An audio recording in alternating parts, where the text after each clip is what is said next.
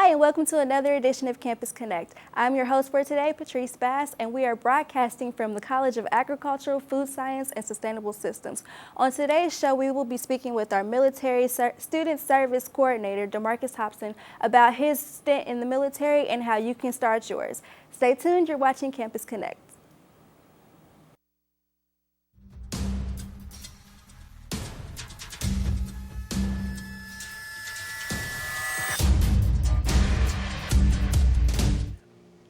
Hi, and welcome to another edition of Campus Connect.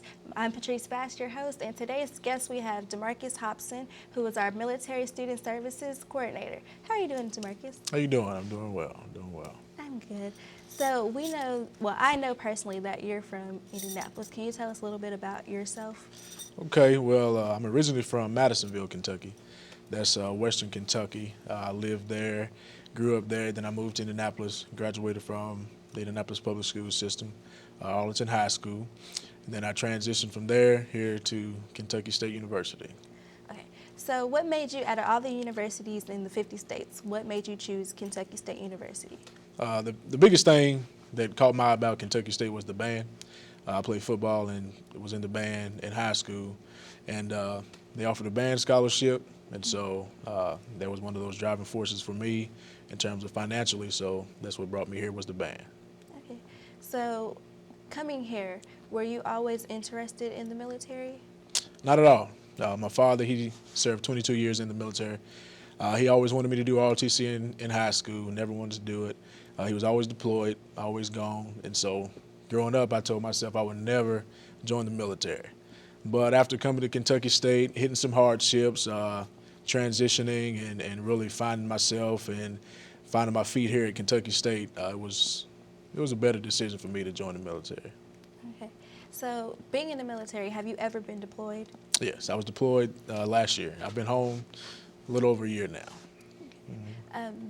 Being a student here at Kentucky State University and in the military, what did you major in, and how did that affect your military career? When I first came, I was a biology major seeking to be a pharmacist, and once I got that bill, it kind of swayed my decision to go off into education. I really wanted to teach in the beginning, but I transitioned and started out seeking to be a pharmacist. But then I decided that education is really what I wanted to do, and I'm a lover of history, so I decided to take the trail to be history education. Okay. In your deployment, did that affect your life after deployment? Like, they say that during deployment, people can catch like all type of PTSDs coming back. It's a struggle. Did you have any type of struggles returning from a deployment? Being displaced from home, the norm, everything that you know to do, that you're used to doing, your daily routine obviously changes being away from home. And so transitioning back to the States and back to normal life, it was kind of difficult. And for me, being the type of person that I am, I usually take things by the horns and just go forward. But I had to come to grips with myself that it wasn't going to be an easy transition. Having the structure, the daily structure that we had on deployment, and coming back home, the sleeping routines, just the daily activities, it wasn't the same. You know, even as far as driving my car, I hadn't driven in over a year. And so I ran out of gas twice because I wasn't used to, going to the gas station and filling up. And so it's the small things like that, finding yourself not being able to sleep because, you're up at a certain time, you're down at a certain time. And just being, it's just different. It's just different. Okay. Now, where were you deployed to? We were deployed with Operation Enduring Freedom to Djibouti, Africa. And our main mission there was to have port security and base security for that area. Okay, and for those that don't know what port security and base security is, can you tell us what it is? Basically what that is you have in that area, that region of the world, you have a port where 90-some% of the world trade comes through that port. And obviously, if you know anything about East Africa, you have pirates and all this, that come through and try and take over these ships and all. So our main mission was to have that port security there to ensure the safety of everyone in and out of the port, and the base security was to ensure the safety of everyone in and out of the base. So. Okay. Now, did you like your deployment? I don't think like would be the the word of choice for me. It was definitely different. It was a learning experience. I learn something new every day. You know, when you think that you've learned different cultures and things from studying them in history books and all, but that you actually are there mingling with the folks, talking with the folks, it definitely brings a different perspective to view. I believe that us in the Western culture, we've allowed ourselves to become kind of blind to the realities of other countries and the people that live there. And the one thing that struck interest with me with the culture and society there was they didn't have a lot. There was poverty. I think the poverty rate was there like 85% but they were content. They were happy. They were extremely family oriented. There was nothing that they wouldn't do for the family. The elderly folks, they were held to a higher standard, and you know those younger guys looked up to them. And you would see someone elderly walking down the street, but someone come along and help them carry their bags or walk down the street with them, those kinds of things. And you really don't see that too much in our society today. Okay. Now, what would you tell a soldier that's getting ready to deploy? I would tell a soldier getting ready to deploy, have your stuff together. And what I mean by have your stuff together is ensure that everything that you need done in terms of paying your bills, down to putting your car in storage, you need to definitely take care of that stuff. Because what I found being on deployment, I was a team leader while I was there. And so you have guys and girls who didn't take care of business. So they're on deployment, and when you're on deployment, you have to be focused. And when you have to take care of things back home that should have been taken care of before you left, it kind of takes the focus away from the mission. And so you have guys and girls that are out there on the mission that are focused on things back home. And so they're really not there. They're there, but they're not, you know. And so it's imperative that you take care of everything that you need to prior to leaving, down to who's going to pay the bills, who's going to do this, who's going to do that. You need to have it all in line. So. All right. Now that you're back from your deployment and you graduated from Kentucky State University, you now work in the Academic Student Services building. How did you obtain that job? How I got that job was when I came back from deployment. I don't know if you remember last year around this time when the government shut down and everything. When I came back from deployment, I was working with the recruiting and retention office here in Frankfurt as a recruiting assistant.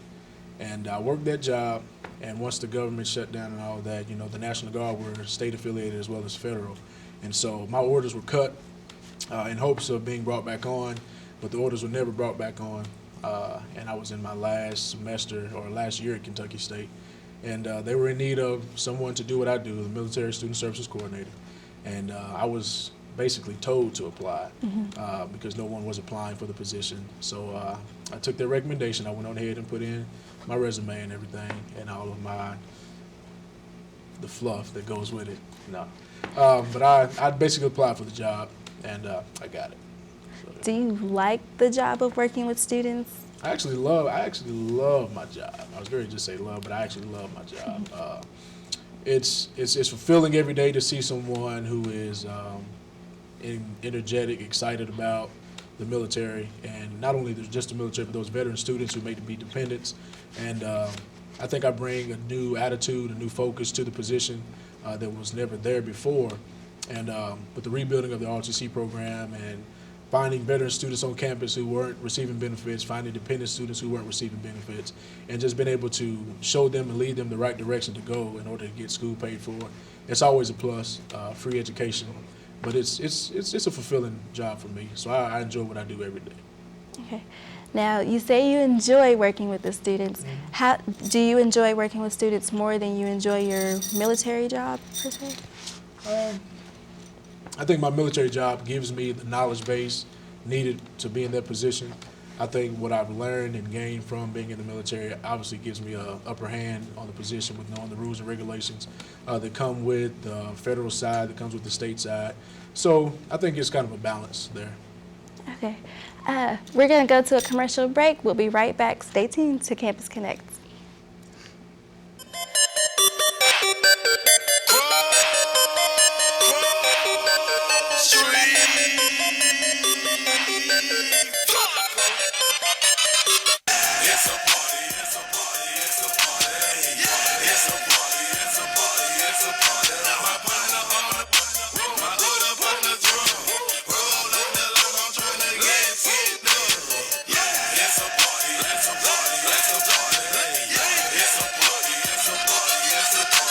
myself in the club. There you go. Rolling up that loud.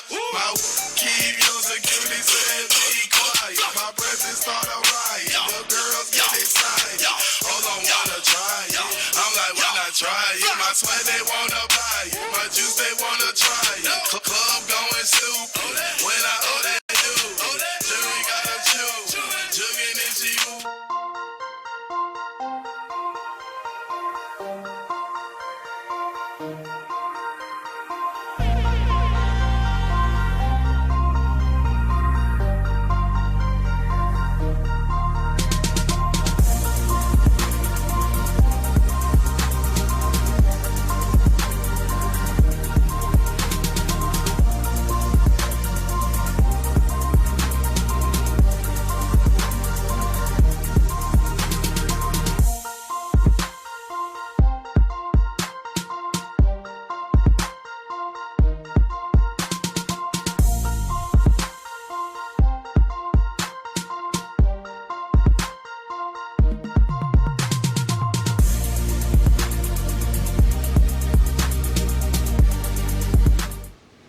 Hi, and welcome back to Campus Connect. I'm your host, Patrice Bass, and we're still here with our Military Student Services Coordinator, DeMarcus Hobson.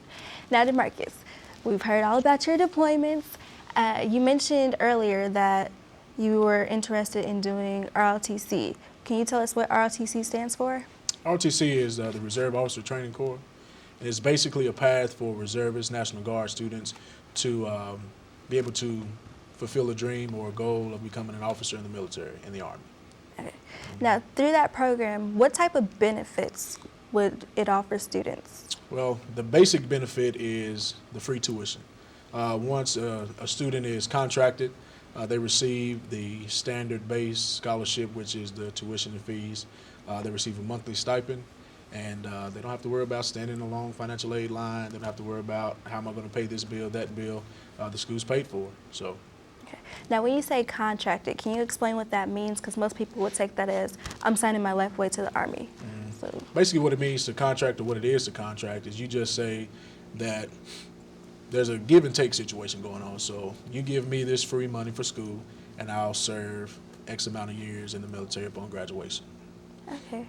Now, with contracting, what are the obligations? Like, how do you get contracted?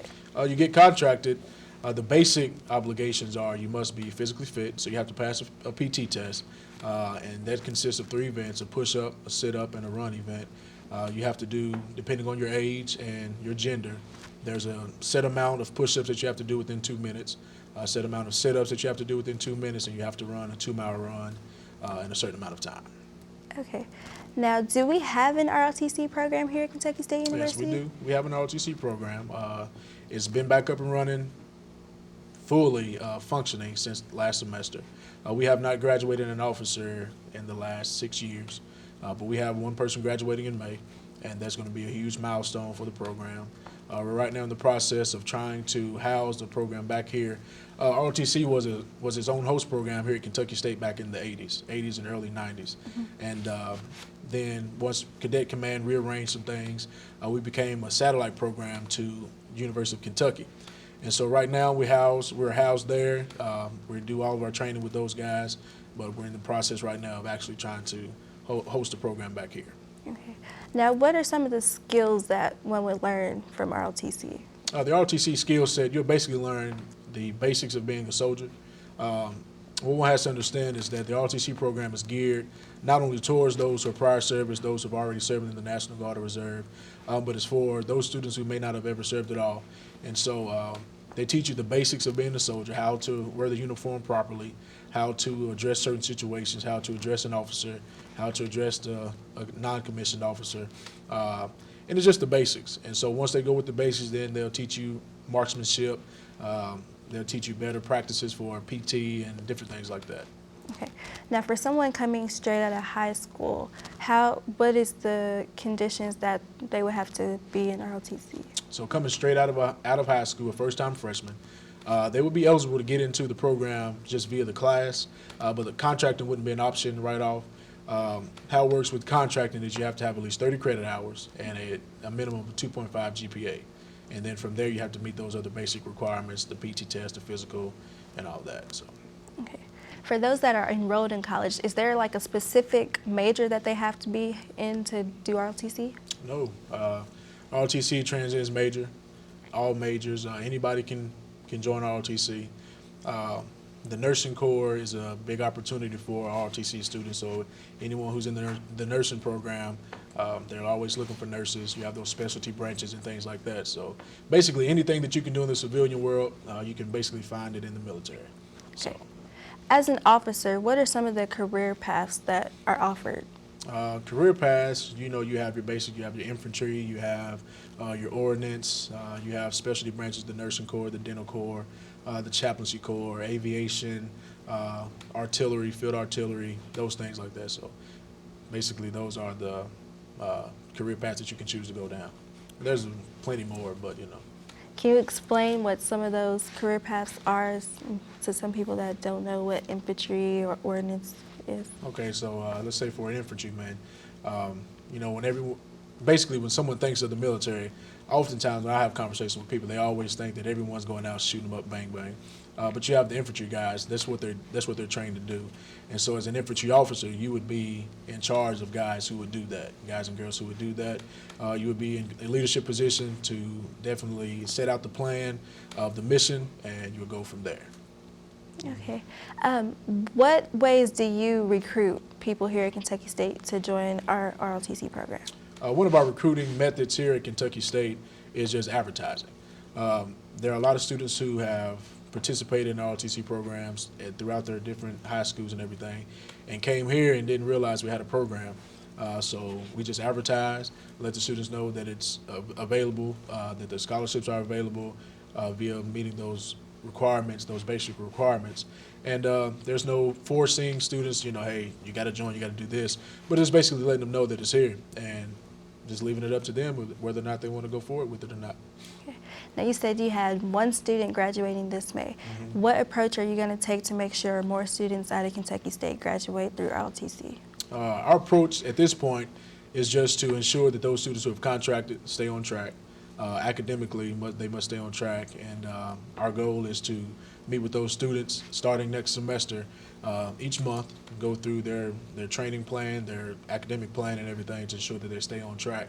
And if we are able to keep those students on track, then we'll have no problem graduating these students out of the ROTC program. Okay. With the ROTC program, are there specific classes that have to be taken? Mm-hmm. So you have to take your basic military leadership courses, your lab course, and then your PT course. So there are a total of 3 classes that you have to take each semester.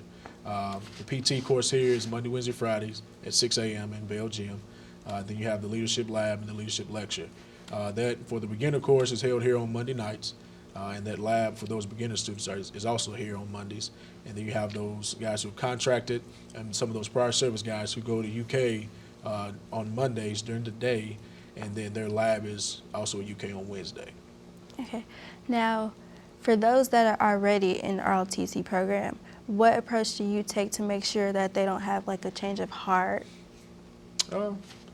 It's not really an approach to to try and force anybody or make anybody stay in the program. But as long as we are ensuring that we've availed ourselves to the student, making sure that we've been complete and total honest with the student, I don't think that anyone would have an issue as far as wanting to get out. If they want to get out, it's going to be a personal decision, and we're all for whatever you want to do. Okay. Now, if you're contracted, can you get out? You can get out, but there are stipulations and things that you have to go through. For instance, we had a student who had a change of heart. He was a prior service student here. He's getting ready to graduate in May, not this May, but next year. And he went on in contract. He contracted without a scholarship, and he had a change of heart, so he just had to go through the paperwork, the process to remove his contract and go forward with his life. So. Okay. Now, for those students that are already in like the National Guard or Reserve, can they join ROTC? Mm-hmm. Yeah, and they would join as a simultaneous membership student. And what that is they're also serving in the National Guard or Reserves as well as serving in the ROTC program. So it doesn't hinder their service in any way. It's just them being a student and serving in the ROTC program while serving their country as an enlisted person. Okay. Now, what are some of the activities that ROTC students do? Some of the basic activities here at Kentucky State is any convocation that we have, the ROTC program presents the colors. They help with parking during certain events. They've hosted a Veterans Day convocation here that they're going to continue to do annually. And they just, strive to be those leaders on campus. So that kind of fosters a sense of pride and dignity on campus. So those other students that are around, they see those uniforms walking across campus, and that may, make them want to be better, want to do better. So. Now, what advice can you give those students that are thinking or on the fence about joining ROTC? I just say dive in. It never hurts to try. Get your feet wet to see if it's something that you really want to do. Like I said, you can't contract without meeting those basic requirements anyway. And so if it's something that you're thinking about doing, or if it's something that you've heard of, or just want to kind of gauge to see if it's even, where your life wants to go, I would just say get into the class, get into the basic class, kind of fill it out a little bit, talk with the instructors, talk with other students, and go from there. All right. Well, I would like to say thank you, Mr. Hobson, for joining us today.